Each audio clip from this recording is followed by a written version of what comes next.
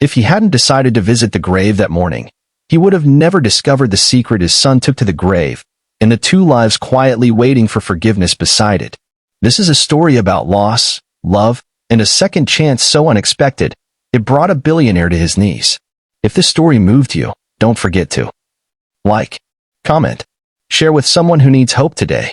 Subscribe for more real-life inspired emotional stories. The sky over Maplewood Cemetery was an unbroken stretch of gray. Wind rustled through the ancient oaks, and the scent of damp earth clung to the morning air. Leonard Grant stepped out of his black Rolls-Royce in a three-piece suit, shoes polished to perfection. A billionaire by every financial metric, but a broken man inside.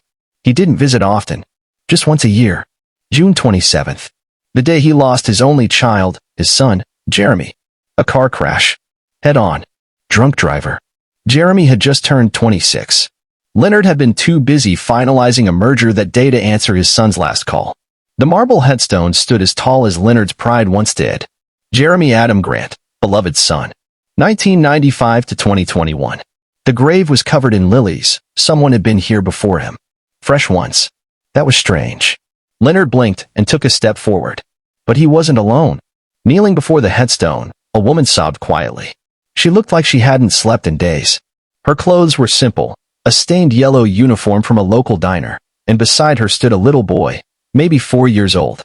He clutched a tiny blue dinosaur and looked at the grave like he understood everything and nothing all at once. Leonard froze. For the first time in decades, words didn't come easily. The woman turned suddenly, her tear-streaked face jolting when she saw him.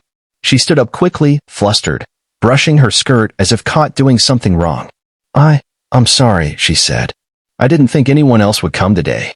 Leonard's voice was hoarse. Who are you? The little boy tugged her hand, whispering, Mommy, is that Grandpa?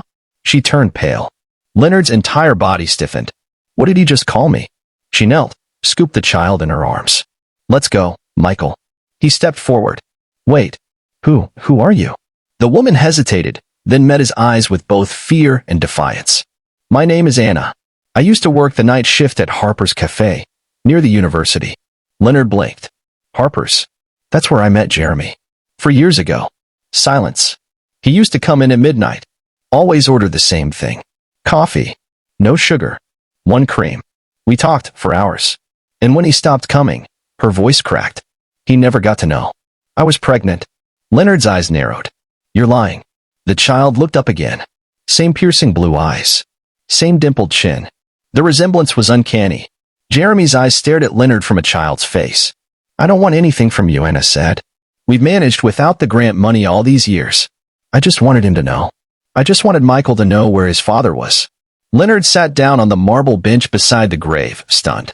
The storm of emotions inside him churned: grief, anger, disbelief. He had spent millions building Jeremy's legacy after his death.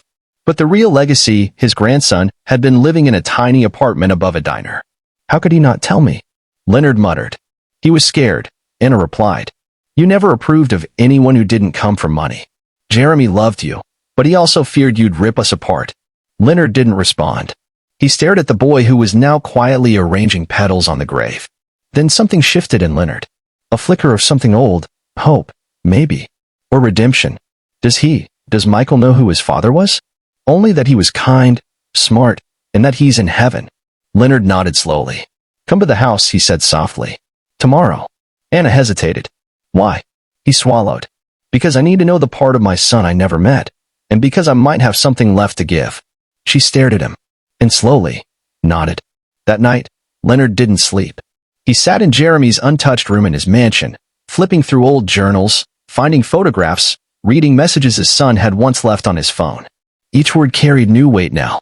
Dad, I know you're busy. Just wanted to say I met someone. She's different, kind, and I think she's going to change my life. Leonard closed his eyes and wept.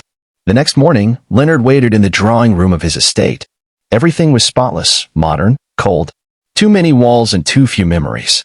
The butler announced, Miss Anna and the boy are here, sir. Leonard stood up slowly, heart pounding.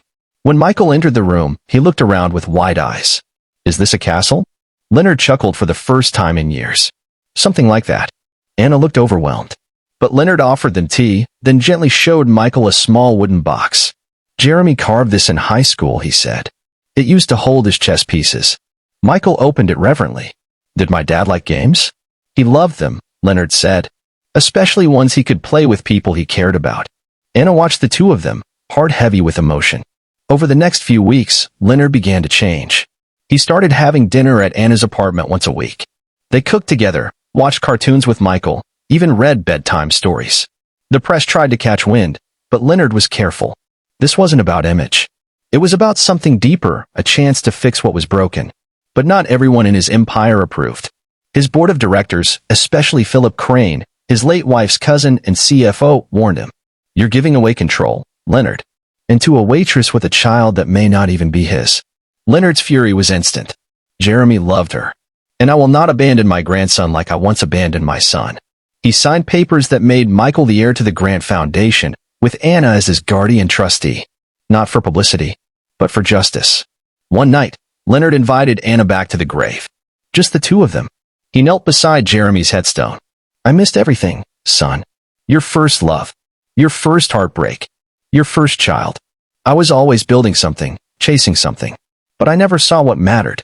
Tears welled in his eyes. You gave me a second chance through him. I'll spend whatever life I have left making sure your son never feels unloved.